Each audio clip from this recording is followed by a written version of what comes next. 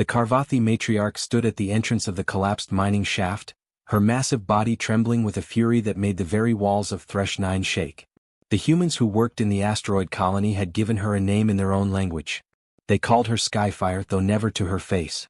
The Karvathi didn't care much for human nicknames, but the name fit her well enough. Her scales glowed with an inner fire, pulsing with bioluminescent patterns that shifted from deep crimson to brilliant orange whenever her emotions ran high. And right now those emotions were running very high indeed. For 3,000 years the Karvathi had ruled this sector of space. They were giants among the stars, standing nearly 20 feet tall when fully grown, their bodies covered in scales harder than reinforced titanium. They could breathe in the vacuum of space, survive temperatures that would vaporize most other species, and their plasma breath could cut through solid rock like it was butter. Other species whispered about them in fearful tones, calling them dragons when they thought no Karvathi could hear. Nobody ever said it to their faces, of course. That would be suicide.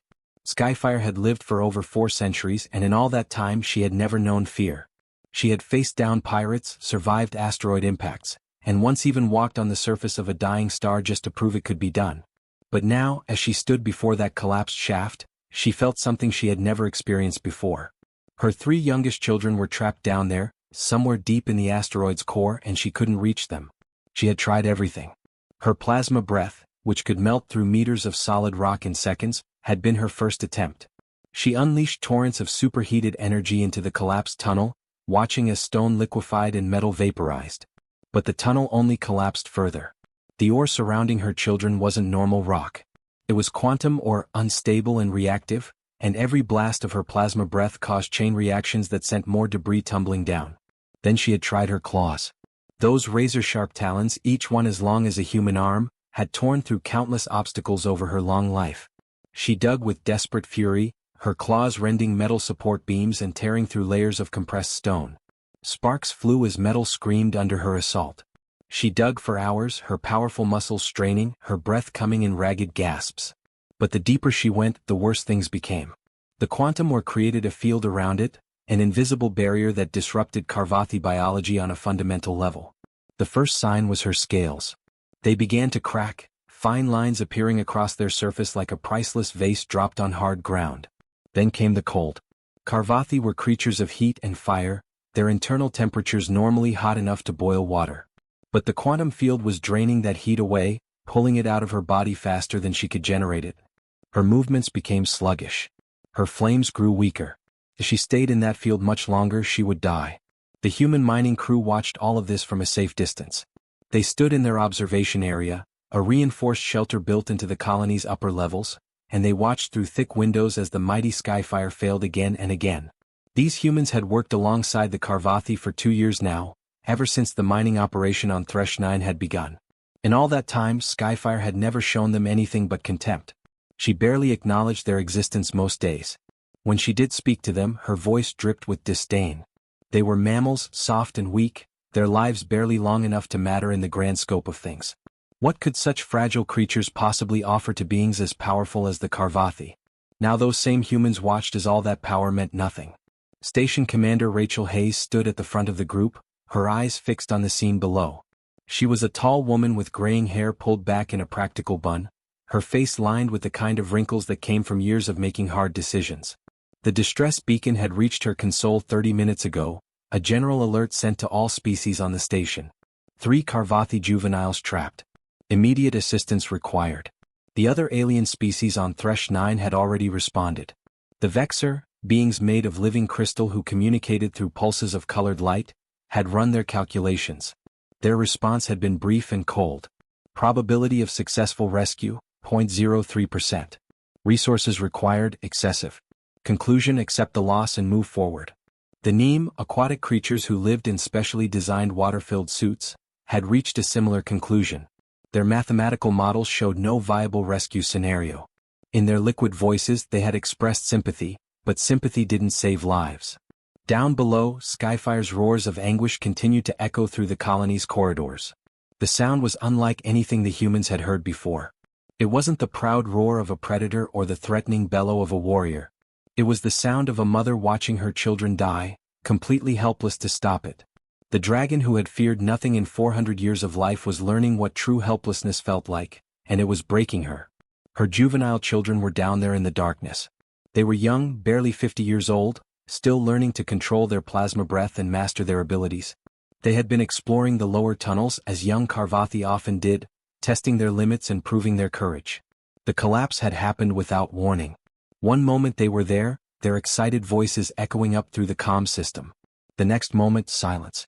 Then, faintly, the sound of frightened chirps, the distress calls of young dragons trapped in the dark. Skyfire pressed her massive head against the cold rock, her bioluminescent crest dimming to almost nothing. She could hear them down there, could sense their life forces growing weaker by the minute. The quantum field that was slowly killing her was doing the same to them, only faster. Their young bodies couldn't withstand it. She had maybe an hour before the field drained them completely. Maybe less. The humans continued to watch. Some of them looked away, unable to bear the sight of such raw grief. Others kept watching, their faces troubled. Rachel Hayes stood perfectly still, her mind racing through possibilities, calculating odds, considering options that the other species had already dismissed as impossible. Chief Engineer Mike Davis hunched over the scanner display in the cramped human quarters, his eyes moving rapidly across the streams of data flowing down the screen. Around him, 5 other engineers crowded in close, each one studying different aspects of the readings they were getting from deep within the asteroid.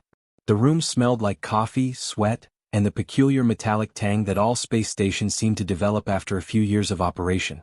Someone had stuck old Earth photographs on the walls, images of mountains and oceans that none of them had seen in years. The data told a grim story. The quantum or down in that collapsed shaft was putting out a field unlike anything they had encountered before. Davis watched as the numbers climbed and fell, showing energy spikes that pulsed in irregular patterns. He pulled up the biological impact studies, comparing what they knew about different species and how they would react to this specific type of radiation. The Karvathi readings made him wince. Their biology was built around heat and plasma, their cells operating at temperatures that would cook most other life forms. The quantum field disrupted that on a fundamental level, pulling heat out faster than their bodies could generate it.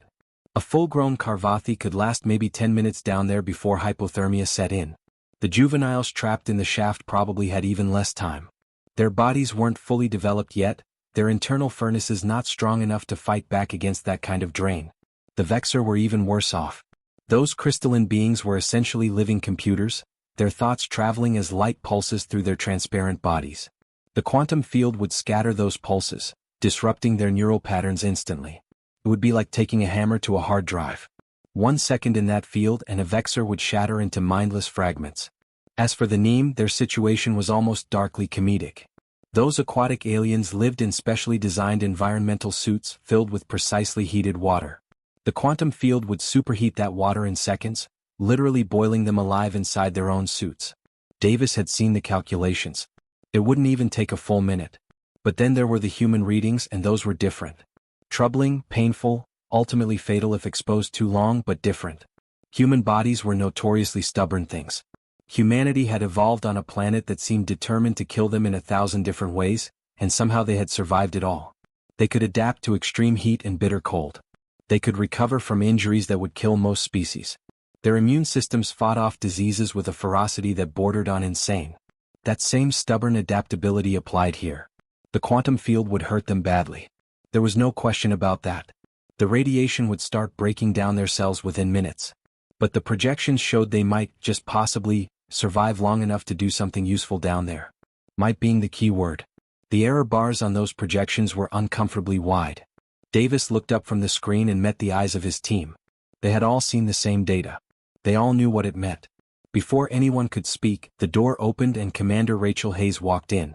She didn't waste time with pleasantries. That wasn't her style. "You've seen the readings," she said, her voice level and calm. "The Karvathi juveniles have less than an hour. Probably less. The other species can't help. Their biology won't let them get close enough to even try." The room was silent. Everyone knew what was coming next. Hayes looked at each person individually, making eye contact with every human in that cramped space. "I'm not ordering anyone to do anything. But I'm asking. Who's willing to go down there?" The response was immediate. Every single hand went up. Not a moment of hesitation. Not a second of doubt. Davis saw young engineers barely out of training raise their hands alongside veterans who had spent decades in space. He saw the medical officer, a woman named Dr. Lisa Morgan who specialized in xenobiology, thrust her hand up so fast she nearly hit the person next to her. He saw Jake Bennett, their rescue specialist, already moving toward the equipment lockers before Hayes had even finished speaking. Hayes's expression didn't change, but Davis saw something flicker in her eyes. Pride maybe. Or perhaps sadness at what she was asking them to do. "We need a small team," Hayes continued. 3 people maximum. Any more than that and you'll get in each other's way down there. We need an engineer who knows the shaft layout, a medic who can handle the juveniles, and a rescue specialist who's done this kind of extraction before. Davis was already standing. "I'm your engineer. I helped design those lower tunnels. I know every centimeter of that shaft." Dr. Morgan stepped forward. "I've studied Carvathy physiology for 6 years. If those juveniles are injured, I'm the best chance they have." Jake Bennett just nodded and started pulling emergency suits out of the storage lockers. The man never used 3 words when a nod would do. Hayes gave them a sharp look. "You understand the risks? The projections give you maybe 40 minutes before the cellular damage becomes permanent. That's not a guarantee. Could be less. Could be 30 minutes. Could be 20. You might not make it back out in time." Davis checked his chronometer and started running mental calculations. 40 minutes to descend, locate 3 juveniles in a collapsed tunnel system, extract them and climb back out. It was barely possible even under perfect conditions. And conditions down there would be anything but perfect. "We understand," he said simply. They geared up quickly, moving with the practiced efficiency of people who had trained for emergencies their entire careers. Davis pulled on his environmental suit, checked the seals, and grabbed his cutting torch from the equipment rack. The torch was old, a model that had been outdated even before humanity had made contact with alien species. Compared to the plasma cutters the Carvathy used or the molecular disassemblers the Vexor employed, it looked like something a child might play with. But it was reliable, it was simple, and most importantly, Davis knew exactly how it would behave. They were ready in less than 5 minutes. As they headed toward the lift that would take them down to the shaft entrance, they passed through the main colony corridor. That's where they encountered Skyfire. The massive Carvathy blocked their path, her enormous body filling the corridor from floor to ceiling. Her scales were cracked and bleeding, her crest flickering weakly. She had clearly tried to enter the shaft again and barely made it back out alive. "Stop," Skyfire's voice rumbled like distant thunder. "Mammals cannot survive where Carvathy fail. Your soft bodies will break. Your weak flesh will burn. You will die down there and my children will die anyway." Her words were harsh, but Davis heard something else underneath them. Desperation. A mother trying to protect others from sharing her helplessness, even as her own children slipped away. Davis didn't argue. He just walked past her to the equipment staging area and started checking his torch one final time. He adjusted the fuel mixture, tested the ignition, and verified the backup systems. When he was satisfied, he looked up at the towering alien and spoke 2 words. "Watch us." Then he stepped into the lift. Lisa and Jake followed. The doors closed, and they began their descent into a shaft that had defeated a dragon. Behind them, through the observation windows, every alien species on the station watched. The Vexor pulsed with colors that indicated extreme skepticism. The NEAM's mathematical projections showed a 97% chance of failure. And Skyfire simply stared, her ancient eyes watching 3 tiny humans carrying primitive equipment descend into certain death. The quantum field hit them the moment they stepped out of the lift. It wasn't like walking into a wall or feeling a sudden impact. It was more subtle than that, more insidious. Mike Davis felt it first in his bones, a deep ache that seemed to start in his marrow and spread outward. His teeth began to hurt, that specific kind of pain you get when you bite down on aluminum foil. The radiation detector on his wrist started screaming immediately, its alarm so loud in the confined space of his helmet that he had to turn the volume down just to think clearly. Next to him, Dr. Lisa Morgan stumbled slightly, putting one hand against the tunnel wall to steady herself. When she pulled her hand away, Davis saw a thin smear of blood on her glove. She was bleeding from her nose, bright red droplets floating in the low gravity before splattering against the inside of her helmet faceplate. She wiped at it with the back of her glove, leaving a streak across the transparent material. Jake Bennett didn't say anything, but Davis saw him working his jaw back and forth, grinding his molars like he was chewing on something tough. The man's face had gone pale, visible even through the slight distortion of his helmet. They were barely 10 meters into the shaft and already their bodies were screaming at them to turn back. Davis checked his chronometer. 38 minutes. That's what they had left before the cellular damage would become permanent. Before their DNA started breaking down in ways that no amount of medical treatment could repair. 38 minutes to find 3 juveniles, get them out and make it back to safety. He forced himself to take a deep breath and focus. The tunnel ahead looked like a war zone. Skyfire's attempts at rescue had left their mark everywhere. The walls were scarred with deep gouges from her claws, each one wide enough to fit Davis's entire arm inside. Sections of the ceiling had been melted by her plasma breath. The rock transformed into smooth, glassy surfaces that reflected their helmet lights in strange patterns. Support beams lay twisted and broken, metal that could normally hold up thousands of tons bent like cheap wire. But it was the ore that worried Davis most. The quantum ore deposits glowed with a faint purple light, pulsing in irregular rhythms that made his eyes hurt if he looked at them too long. Where Skyfire's plasma breath had hit the ore directly, the damage was catastrophic. Chain reactions had rippled through the deposits, causing them to explode outward. One section of tunnel had collapsed completely, tons of rock and debris blocking the path forward. "We go around," Davis said, his voice crackling slightly over the comm system. The quantum field was already starting to interfere with their communications. Skyfire tried to power through. "We're going to be smarter than that." He pulled out his cutting torch and adjusted it to its lowest setting. Where the Karvathi had used overwhelming force, the humans would use precision. He made a small cut in the wall just large enough to see through to the other side. No chain reactions. No explosions. The ore barely reacted at all. He made another cut, then another, slowly carving a path around the collapsed section. It took 7 precious minutes, but they made it through without causing any further collapses. On the other side, the tunnel opened up into a larger chamber.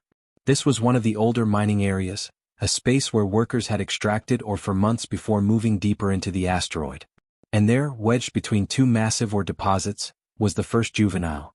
The young Karvathi was about the size of an earth elephant, which made it tiny compared to its mother but still enormous by human standards. Its scales had lost their glow, the bioluminescent patterns that should have been pulsing with life now dim and flickering. The creature's eyes were half closed, and it was making small, pitiful sounds, little chirps and whimpers that sounded nothing like the proud roars of adult Karvathi. "Found one," Davis said into the comm, knowing that Skyfire would be listening to every word. "It's alive. We're getting it out." The juvenile's eyes opened wider when it saw them, and for a moment Davis thought it might panic. Here were 3 strange creatures, barely the size of one of its legs, approaching through the darkness. But Dr. Morgan moved forward slowly, her hands held out in what she hoped was a calming gesture. And then she did something that Davis would remember for the rest of his life. She started singing. It was an old lullaby, something her grandmother had taught her back on Earth, a simple melody about stars and sleep and being safe. The words didn't matter. The juvenile couldn't understand English anyway. But the tone, the gentle rhythm, the soft quality of her voice, that transcended language. The juvenile stopped whimpering. Its eyes fixed on Morgan and something in its posture relaxed slightly. Davis and Bennett got to work immediately, using their tools to carefully cut away the ore deposits that had the creature trapped. They worked with agonizing slowness, each cut precisely measured to avoid triggering any reactions. Morgan kept singing the whole time, sometimes repeating verses, sometimes just humming when she couldn't remember the words. It took 15 minutes to free the juvenile. 15 minutes of careful cutting, of bracing unstable sections with whatever materials they could find, of working around a frightened alien child that could have crushed them with one panicked movement. When the last piece of ore fell away, the juvenile tried to stand but its legs buckled. The quantum field had drained too much of its strength. Bennett rigged a harness around the creature using emergency cables, creating a makeshift sling that would let them drag it if necessary. The juvenile made small distress sounds but it didn't fight them. It seemed to understand, on some level, that these strange soft creatures were trying to help. Davis checked his chronometer again. 23 minutes left. His hands were shaking now, tremors that had nothing to do with fear and everything to do with what the radiation was doing to his nervous system. He could taste copper in his mouth, and his vision had started to blur slightly around the edges. 2 more to find, he said, his voice rougher than before. "Let's move." They went deeper into the tunnel network, following the faint distress signals that the other 2 juveniles were broadcasting. Behind them, they could hear the first juvenile making sounds, calling out to its siblings. It was scared but it was alive. Up above, on the surface, Skyfire paced back and forth in the observation area. Her massive body moved in tight circles, her tail lashing behind her in agitation. Every few seconds she would stop and press her head against the wall, listening to the calm traffic from below. She heard Davis's labored breathing. She heard Morgan singing. She heard her first child calling out in the darkness. One of the Vexer approached her, its crystalline body pulsing with colors that indicated curiosity and confusion. The creature communicated through patterns of light, but it had learned to use the station's translation system for dealing with other species. Query, the translated voice came through the speakers. These humans descend into death for offspring not their own. You have shown this species no respect, no kindness, no gratitude.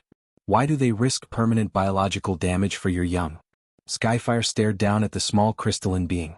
In all her 400 years of life, she had never questioned the natural order of things. The strong survived. The weak did not. Power determined worth. It was simple. It was logical. It was how the universe worked. But now 3 weak, soft, short-lived mammals were down in a tunnel that had nearly killed her. They were down there with their primitive tools and their fragile bodies, and somehow they were doing what she could not. They were saving her children, and they were doing it despite knowing it would break them. Skyfire had no answer to the Vexer's question. She simply didn't understand. So she did the only thing she could do. She kept listening to the calm traffic, to the sounds of humans working in the dark, and she waited.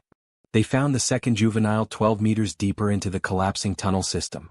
Mike Davis saw it first, his helmet light catching the reflection of dull scales beneath a massive support beam that had come down during one of the collapses. The beam was easily 3 meters long and made of reinforced steel, the kind of structural support designed to hold up entire sections of the mining operation.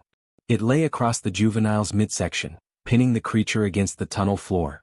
The young Carvathi was conscious but barely moving. Its breath came in shallow, rapid gasps, and Davis could see that its scales had cracked in dozens of places, revealing the softer tissue underneath. The quantum radiation was eating away at it from the inside, just like it was eating away at them. The creature's eyes tracked their movement as they approached, wide with pain and fear. Davis felt his vision blur and had to blink several times to clear it. The quantum field was getting stronger the deeper they went, its effects compounding with every meter they traveled. His hands wouldn't stop shaking now, the tremors so bad that he had trouble gripping his tools. Next to him, Jake Bennett suddenly doubled over, coughing violently inside his helmet. When the fit passed, Davis could see flecks of blood floating in Bennett's helmet, dark red droplets drifting in the low gravity. He checked his chronometer, but his vision swam so badly that it took 3 tries to focus on the numbers. 15 minutes. Maybe less. His radiation detector had stopped giving useful readings 5 minutes ago, the numbers climbing so high that the device had simply given up and started flashing error messages. "We need to move this beam," Davis said, his voice coming out rough and strained. He put his hands on the steel and tried to lift. Nothing happened. The beam might as well have been welded to the floor. He tried again, putting his full weight into it, and felt something pull in his back. The beam didn't budge even a centimeter. Bennett joined him, and together they strained against the weight. For a few seconds Davis thought they might actually move it, but then Bennett's legs buckled and he fell to his knees, coughing again. More blood in his helmet. The man's face had gone gray, his lips taking on a bluish tint that Davis recognized as oxygen deprivation. The quantum field was affecting their blood's ability to carry oxygen, making every breath less effective than the last. Davis's mind raced, fighting through the fog that was settling over his thoughts. They couldn't lift the beam. That was simple physics. 3 humans, even at full strength, couldn't generate enough force to move that much weight. But there were other ways to move heavy objects.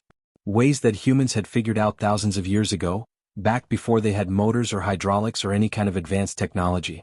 "Leverage," he muttered, looking around the tunnel. "We need a fulcrum and a lever."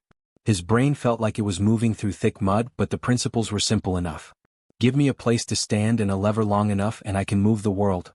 Some ancient Greek had said that, Davis remembered from a history class he'd taken 20 years ago. The name escaped him, but the principle was sound. They found a piece of broken support structure about 2 meters long. Davis positioned it under the beam, then found a chunk of collapsed rock to use as a fulcrum point. It took 3 tries to get it positioned right, his shaking hands making the work nearly impossible. Bennett helped when he could, moving between fits of coughing that left him gasping for air. Dr. Morgan was in worse shape. Her nose was still bleeding and now her ears had started too. Blood ran down the side of her neck, visible through her helmet. Her legs trembled with every step, muscles that were failing as the radiation broke down her cells. But she moved to help anyway, adding her weight to the lever when Davis gave the signal. "On 3, Davis said. 1, 2, 3. They pushed down on their makeshift lever with everything they had left. For a horrible moment nothing happened, and Davis thought their plan had failed. Then, slowly, impossibly, the beam began to lift. It rose a centimeter, then 2, then 5. The juvenile beneath it sensed the pressure easing and tried to pull itself free, its claws scraping against the rock floor. "Keep pushing," Davis shouted, though his voice came out barely above a whisper. His arms felt like they were on fire, muscles screaming in protest. Something in his shoulder made a popping sound that he knew wasn't good, but he kept pushing. Next to him, Bennett was making sounds that were half grunt, half sob, his entire body trembling with effort. The juvenile pulled itself free just as their strength gave out. The lever slipped, the beam crashed back down, and all three humans collapsed to the tunnel floor. For several seconds Davis just lay there, his chest heaving, his vision swimming with dark spots. He could hear his own heartbeat pounding in his ears, irregular and too fast. Morgan tried to stand and her legs simply gave out beneath her. She went down hard, her helmet cracking against the tunnel floor with a sound that made Davis's stomach clench. Bennett crawled over to her, checking her vital signs on the medical readout in her suit. He looked up at Davis and shook his head slightly. She was alive, but she wasn't walking anymore. Bennett got Morgan onto his back, moving with the kind of stubborn determination that was the only thing keeping any of them going. The man was carrying a full-grown woman in a heavy environmental suit while his own body was breaking down from radiation exposure, and somehow he made it look almost easy. Davis knew it wasn't. He could see Bennett's legs shaking, could hear his labored breathing over the comm. "One more," Davis said, forcing himself to his feet. His suit's medical system was flashing warnings that he couldn't even read anymore, the text blurring into meaningless shapes. One more to go. They found the third juvenile in the deepest part of the collapsed section, and it was bad. The young Karvathi was surrounded by exposed quantum ore deposits that pulsed with that sickly purple light. The ore had shifted during the collapses, creating a cage around the creature. The juvenile was barely breathing, its body almost completely still. It might already be too late. Davis's suit started screaming new alarms at him. His radiation counter, which had stopped working minutes ago, suddenly came back online just long enough to display a number so high that it didn't seem real. Then the display went dark permanently, the electronics fried by the very thing they were trying to measure. Jake Bennett's voice came over the comm, weak but clear. "Mike, we can save 2. We've got 2 juveniles. We can get them out. Going for the third one is suicide. That or will kill us before we can even reach it." Davis looked at the trapped juvenile, then down at his shaking hands. Bennett was right. The smart thing, the logical thing, was to take the 2 they had and leave. 2 out of 3 wasn't bad. It was better than none. They had already done more than anyone thought possible. "We didn't come this far to pick and choose," Davis said. He took a step toward the ore cage, then another. His legs felt like they belonged to someone else, barely responding to his commands. "We came to save 3 kids. So that's what we're doing." Up on the surface, Skyfire heard every word through the open comm channel.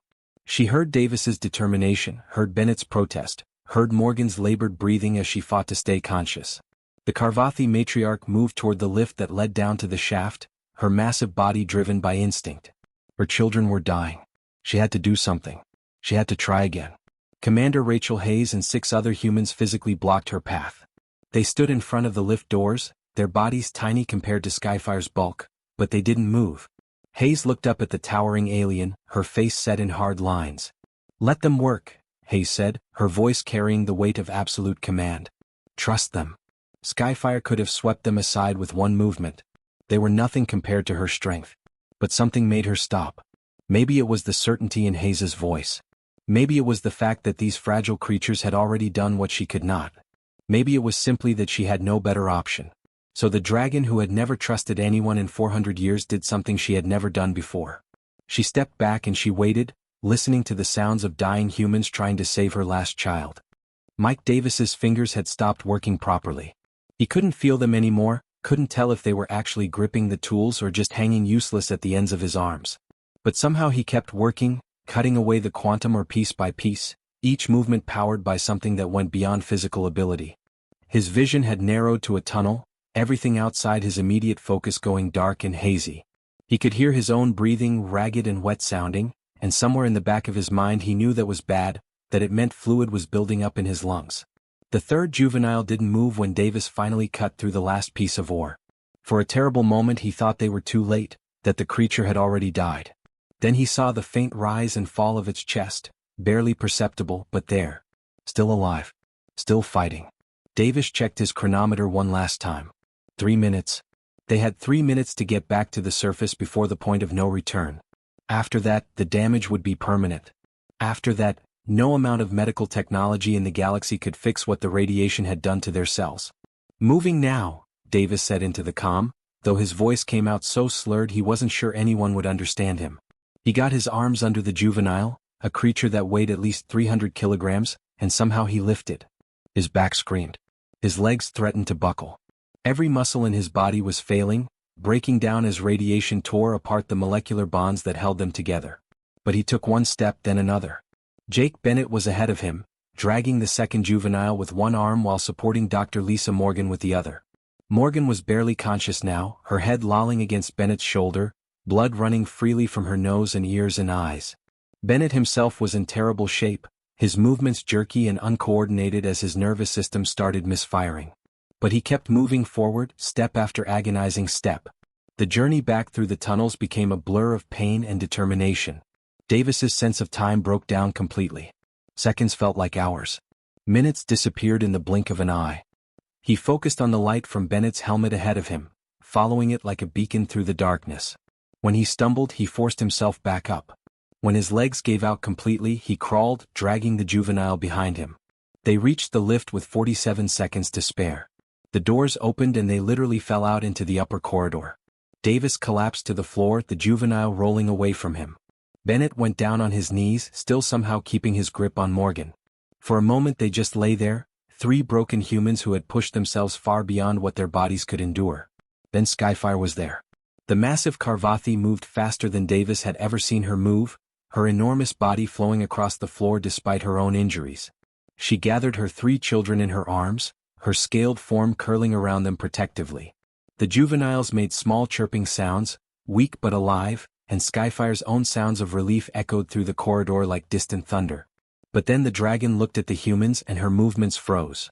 Davis knew what she was seeing. His skin had turned a grayish color like old clay. Morgan's face was a mask of blood, her eyes swollen shut. Bennett was convulsing on the floor, his body racked with tremors he couldn't control as his nervous system fired random signals to muscles that couldn't properly respond. Commander Rachel Hayes and her medical team arrived within seconds. They had been standing by, waiting, knowing that if the humans made it out they would need immediate help. The medics swarmed over the 3 rescuers, scanners appearing from bags, injections being administered, medical equipment that Davis couldn't identify being pressed against his chest and arms and head. He heard Hayes's voice, calm but urgent, giving orders. He heard someone say something about cellular breakdown and another voice mentioning genetic therapy. The words washed over him without meaning. He was just so tired. His body felt like it weighed 1,000 kilograms, like gravity had suddenly increased tenfold. His eyes started to close. "Stay with us, Mike," Hayes's voice cut through the fog. "Don't you dare give up now." The last thing Davis saw before consciousness left him was Sci-Fi's face, those ancient eyes watching as they loaded him onto a stretcher. The dragon looked shocked, genuinely shocked, as if she had just witnessed something that fundamentally violated her understanding of how the universe worked. The prognosis from the medical team was grim. All 3 humans had sustained catastrophic cellular damage. Their DNA had been partially shredded by the radiation exposure. Morgan's nervous system had taken severe damage, and the doctors weren't sure if she would ever walk normally again. Bennett's lungs were scarred, his breathing capacity permanently reduced. Davis had damage to his cardiovascular system, his heart struggling to maintain regular rhythm. They would survive probably.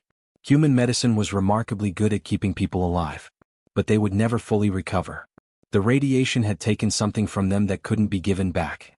They would spend years in treatment, undergoing therapies that would be painful and exhausting. Their careers as active mining personnel were over. Their bodies would never again be what they once were. For 3 days, Sci-Fi stood outside the medical bay windows. She didn't eat. She didn't sleep. She just watched as the humans fought for their lives behind thick glass, surrounded by machines and medical staff. Her 3 juveniles, recovering with the remarkable resilience of young Carvathi, stayed with her. They were confused by their mother's behavior, chirping questions that she didn't answer. On the 3rd day, Mike Davis opened his eyes. The room around him was white and sterile, filled with the quiet beeping of medical monitors. Every part of his body hurt with a deep, bone-level ache that told him the damage was extensive. He tried to sit up and managed to raise his head about 2 centimeters before exhaustion forced him back down. Then he saw Skyfire through the window. The massive dragon was staring directly at him, her bioluminescent crest pulsing slowly. As Davis watched, she moved to the door, somehow managing to fit her enormous bulk through the medical bay entrance. The doctors tried to stop her but Hayes waved them off. The Karvathi matriarch approached Davis's bed and slowly, deliberately, lowered her massive head until it was level with his. Her crest dimmed completely, all its light fading to darkness. Davis had studied Karvathi customs during his time on the station. He knew what that gesture meant. It was the highest honor their species could give, reserved only for those who had performed acts of extraordinary courage. Skyfire had ruled for over 3 centuries and had never once dimmed her crest for anyone. "You descended into death that would have claimed me," Skyfire said, her voice so quiet that Davis had to strain to hear it. All the contempt was gone, replaced by something that sounded almost like awe. "You chose this pain for children who were not your own. I have ruled for 300 years, human. I have conquered planets. I have survived things that would destroy lesser species. And in all that time I never understood your kind. Your weakness, your fragile bodies, your short lives that are over almost before they begin." She paused, and Davis saw something in those ancient eyes that he had never expected to see. Respect. "I understand now," Skyfire continued. "What we call weakness you call compassion. You did not save my young because you were strong enough to survive that shaft. You saved them despite knowing it would destroy you. You looked at death and chose to embrace it rather than abandon children you had never even met." Davis's throat was dry, his voice barely a whisper. "That's just what humans do, Skyfire. We're too stubborn to leave someone behind. Doesn't matter if they're human or Karvathi or anything else. When someone needs help, we help. It's just who we are." Skyfire straightened, her crest beginning to glow again. "The galaxy has called your species weak. They have said humans do not belong among the stars because you break too easily. They're wrong. Strength is not measured in scales or claws or plasma breath. I see that now." She turned to leave but paused at the door. "My children will be taught about what you did. All Karvathi children will be taught. And when they ask why 3 humans nearly died for aliens who had shown them no kindness, I will tell them the truth. That true strength comes not from power, but from the willingness to sacrifice everything for others." News of the rescue spread through the galactic community faster than anyone expected. The species who had dismissed humanity as too weak, too soft, too short-lived to matter on the galactic stage began to reconsider. The mathematical calculations showed it had been impossible. The biological data proved that humans couldn't have survived long enough. But they had done it anyway, and 3 young Karvathi were alive because of it. The Karvathi Council, a gathering of the oldest and most powerful members of their species, formally requested that humans serve as advisors for their rescue services. Other species followed. The Vexer, despite all their calculations, couldn't argue with results. The Neem acknowledged that there were some things mathematics couldn't predict. On Thresh 9, the 3 young Karvathi recovered fully within 2 weeks. Their mother brought them to visit the medical bay regularly, and something remarkable began to happen. The juveniles, curious about the strange creatures who had saved them, started trying to communicate. They learned their first words in English, simple phrases taught by Davis and Morgan and Bennett during their long recovery. "Thank you," the juveniles would say in their rumbling voices, the words awkward but sincere. "Friends, brave, family." And 6 months later, when Davis finally left the medical bay, walking with a cane and probably always needing one, he found 3 young dragons waiting for him. They pressed their massive heads against his small, fragile body in a gesture of affection. Behind them stood Skyfire, her crest glowing bright. The galaxy had learned something important. Humans might be weak by the standards of species like the Karvathi. Their bodies might break easily. Their lives might be short. But inside those soft, fragile frames burned something that no amount of scales or claws or plasma breath could match. A stubborn, unreasonable, absolutely unshakable refusal to give up on anyone who needed help.